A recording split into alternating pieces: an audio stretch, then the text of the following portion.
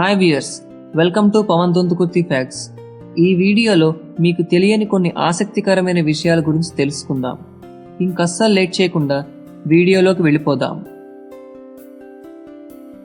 మొట్టమొదటిసారి విమానం నడిపింది ఎవరంటే మనం టక్కున 1903లో రైట్ బ్రదర్స్ అని చెప్తాం, కానీ అది అబద్ధం. మొట్టమొదటిసారి విమానం నడిపింది శివకర్ తల్పాడే అని ఇండియాకి చెందిన వ్యక్తి. అది కూడా 1895లో. ఇండియాలో అప్పుడు మీడియా లేకపోవడంతో ఈ వాస్తవం ప్రపంచానికి తెలియలేదు. మెక్సికోలో జోన్ ఆఫ్ సైలెన్స్ అనే ప్లేస్ ఉంది.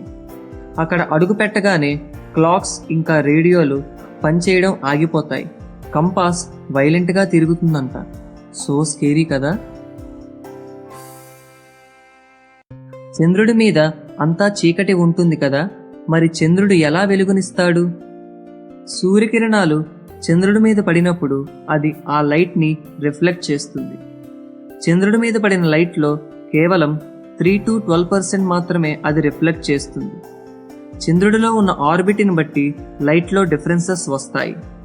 అందుకే మనకు చంద్రుడు కొన్నిసార్లు బ్రైట్గా, ఇంకొన్నిసార్లు డల్గా కనిపిస్తాడు. 24 hours మూన్ మన కళ్ళ ముందే కనిపిస్తుంది. మార్నింగ్ సూర్యకిరణాలు ఉండడం వలన చంద్రుడు మనకి కనిపించడు. సో సూర్యకిరణాలు చంద్రుడిపై పడడం వలన అది మనకు రాత్రిపూట వెలుగునిస్తుంది.